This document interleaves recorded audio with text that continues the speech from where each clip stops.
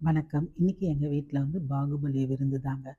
இன்னைக்கு என்ன சமைச்சேன்றத நம்ம பார்ப்போம். முதல்ல வாழை இலையில வந்து தண்ணி தெளிச்சு, நல்லா கழுவிட்டு, உப்பு விட்டவரை உள்ளவரே நினைக்கணுன்றதுனால முதல்ல உப்ப வச்சுட்டு, அதுக்கப்புறம் ஊறுகாய், நார்த்தங்காய் ஊறுகாய், முட்டை ஆம்லெட், இது வந்து கனவா ஃப்ரை. இந்த ஃப்ரை வந்து என் மகனும் சேர்ந்து செய்தாங்க.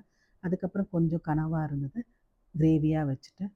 எங்க வீட்டு ஸ்டைல்ல வந்து நண்டு இனிப்பு வச்சிருந்தேன். இது பார்க்க தான் பச்சை கலர்ல இருக்கும். காரம் இருக்கும்னு நினைப்பீங்க. இல்ல. அதுக்கப்புறம் வெங்காய பக்கோடா, ரசம், தயிர், ரைஸ் வந்து மட்டா ரைஸ் வச்சிருந்தேன். இது மீன் குழம்பு, சிக்கன் குழம்பு எதுவா இருந்தாலும் இந்த ரைஸுக்கு கண்டிப்பா இருக்கும் எங்க வீட்ல. இன்னைக்கு அதுக்கு வந்து சிக்கன் கிரேவி வச்சிருந்தேன்.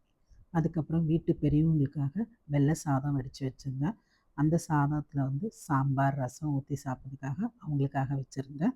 இந்த சுட சாதத்துல கொஞ்சம் நெய்ய ஊத்தி, அதில சாம்பார் ஊத்தி சாப்பிட்டா சுவை இன்னும் கூடுதலா இருக்கும். இவ்வளோ வச்ச ஸ்வீட் இல்லாமயாங்க எங்க ஊரு ஸ்பெஷல் மடக்கு ஸ்வீட்டு, ஒரு மஞ்ச வாழைப்பழம், அப்புறம் கொஞ்சம் சிப்ஸ் வச்சு எப்பவும் போல நமக்கு ஜீரக தண்ணி, சாப்பிட்டு முடிச்சோனே சாப்பிட்றதுக்காக சாக்லேட் கோன் ஐஸ். சண்டே அன்னைக்கு நாங்க எங்க வீட்ல வந்து பாகுபலி சாப்பாடு செய்தோம். இதுதான் நம்ம தமிழருடைய பண்பாடே வந்து வாழை இலையில வந்து பரிமாறுறது தான்.